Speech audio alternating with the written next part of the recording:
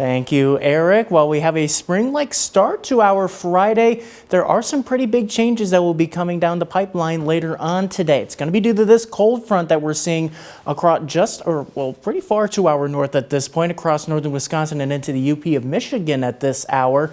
But that's going to continue moving on to the south, and that's going to usher in some winter-like temperatures and also some wintry precipitation later on today. So bring the coat, even though it may not feel like it later on today. You want to make sure you have that coat handy for this afternoon. We'll climb into to near 50 later on towards midday, but we'll also see an increase in cloud cover throughout the morning and especially into the afternoon. And then notice how quickly temperatures will crash once that cold front comes in, and then also with rain and snow showers likely going to be following up. So as we take a look here on Future Track, we may see some drizzly conditions as early as about 2 o'clock. I think the bulk of any light rain shower activity holds off until about 3 or 4 o'clock. But as we head further on into the evening hours, and now as we get closer to sunset, those temperatures continuing to fall, getting down below freezing. And that's where we see that change over to snow across really all of the area, it looks like.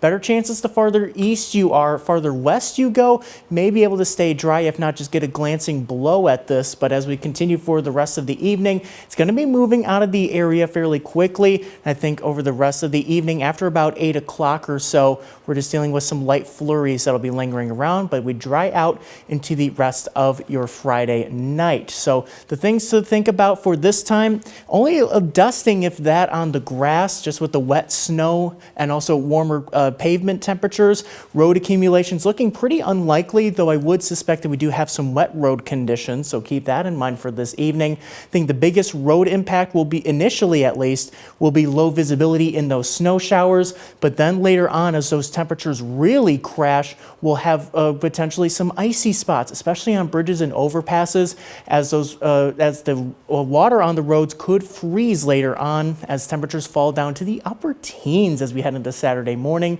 So it is going to be a pretty brisk start to our weekend. Highs on Saturday only up to about 38, but with a warm front coming through, we warm up by about 20 degrees heading into Sunday, getting back into the 50s and into the 60s early next week. But that does come at a cost. We have thunderstorm chances into Tuesday, and in your most accurate 10-day forecast, we'll cool off temporarily once again for the last 2 days of February, but then once March rolls around, Manny, we're going to be right back into the 60s.